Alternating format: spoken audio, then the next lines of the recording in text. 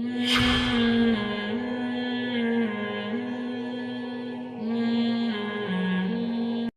দান করেছেন, আমরা চোখ থাকতে অন্ধ, আমরা কান থাকতে বধির, আমাদের মুখ থাকতে আমরা বোবা। কথা বলেন ঠিক কিনা? এই জন্য মহান আল্লাহ পাক রব্বুল আলামিন কবরে জাহান্নামের মধ্যে আমার আল্লাহ কাল ফেরেশতা, কানা ফেরেশতা, বুবা ফেরেশতা রাখছে, রাখে নাই? ছোটবেলায় বুখারীতে পড়ে নাই? লক্ষ্য করেন, খেয়াল করে শুনেন।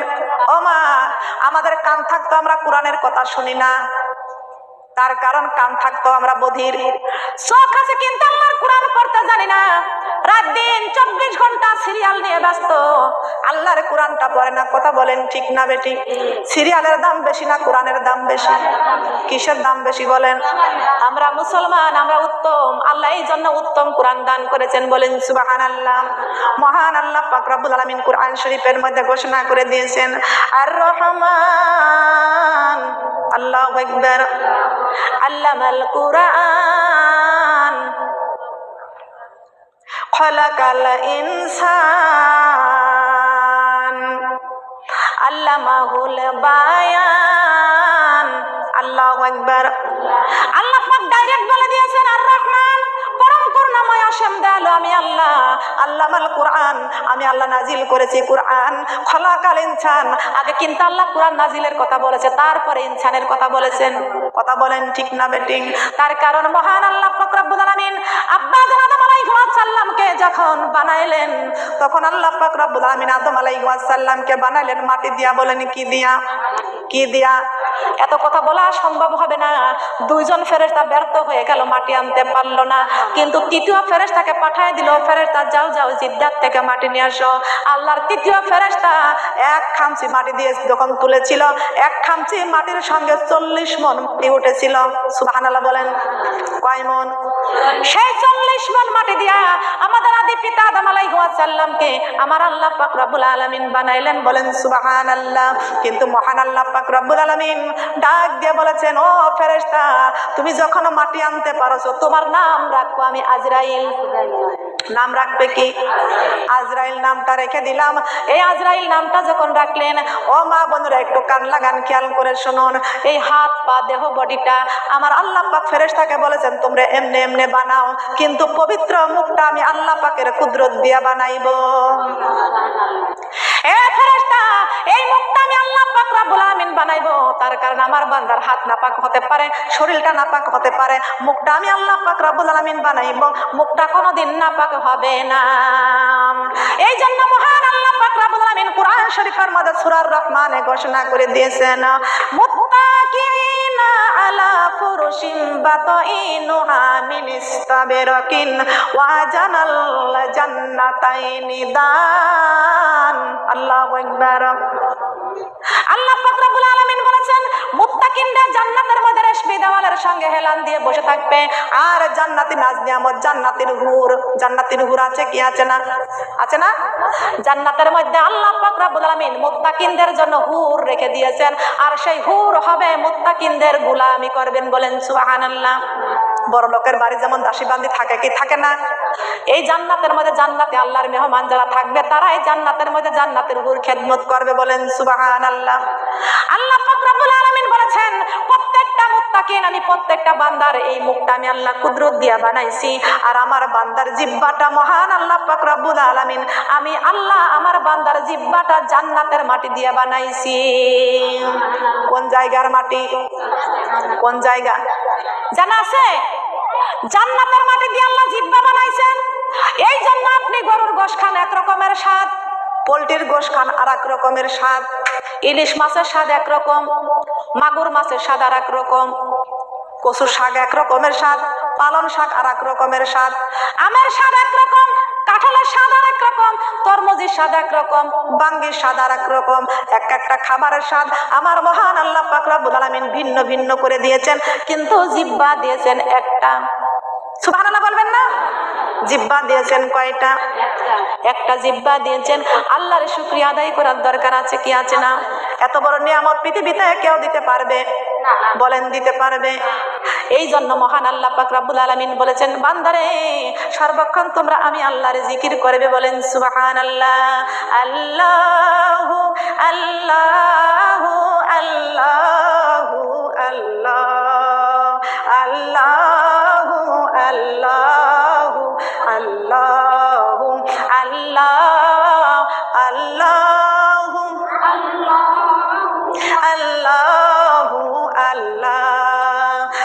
তুমি রহিম, তুমি রহমান, তুমি যে জব্বার, আমি তোমার নাফরমানি বান্দা, বড়ই গুনাহগার। আল্লাহু আল্লাহু আল্লাহু আল্লাহ আল্লাহু আল্লাহু আল্লাহ। তুমি খাওয়াও, তুমি পড়াও, তোমারই তো সবই অনুদান। তোমার নামে জিকির করে সাত জমিন আসমান। আল্লাহু আল্লাহু আল্লাহ আল্লাহু আল্লাহু আল্লাহু। তুমি জনুরাশির বুকে, তুমি ঢেউে ঢেউে তোল সুর, আবার জমিনের বুক সিরিয়া ফসল ফলাও ভরপুর। আল্লাহু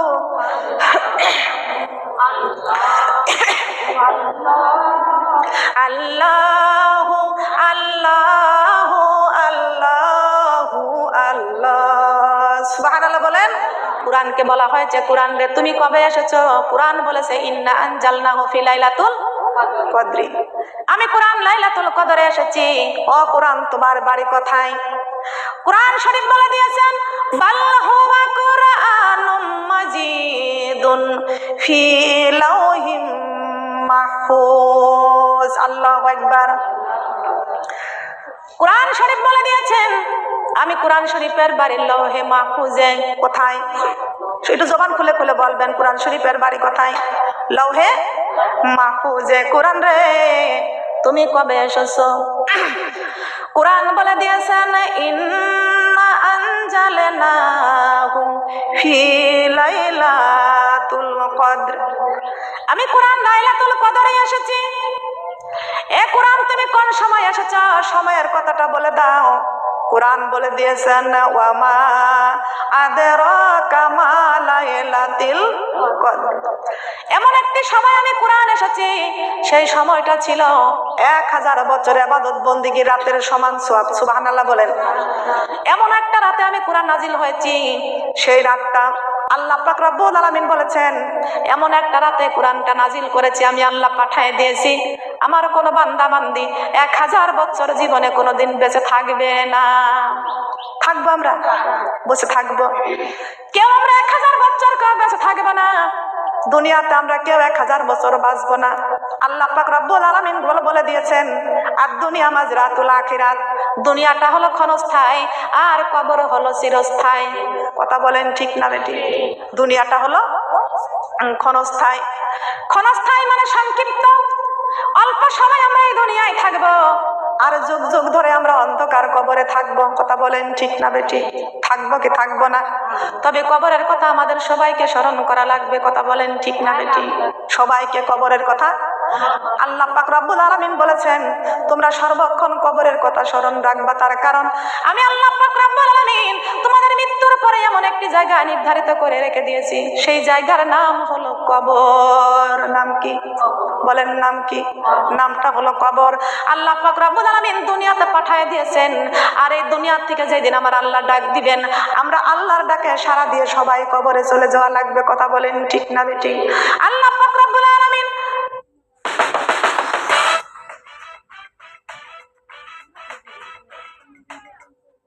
এমন একটা জায়গায় দিয়েছেন, রেখে দিবেন, এই কবরে সবাইকে যেতে হবে। কবর ছাড়া কারোর কিন্তু দুনিয়াতে কেউ থাকতে, বলেন পারবে কিনা? বলেন পারবো? কুল্লু নাফসিন যায়কাতুল মাউত। আল্লাহ পাক রব্বুল আলামিন বলেছেন প্রত্যেকটা প্রাণী মৃত্যুর স্বাদ আস্বাদন করবে। সুম্মা ইলাইনা তুরজাউন। সবাইকে আমি আল্লাহর কাছে আবার ফিরে আসতে হবে। কথা বলেন ঠিক না বেটি?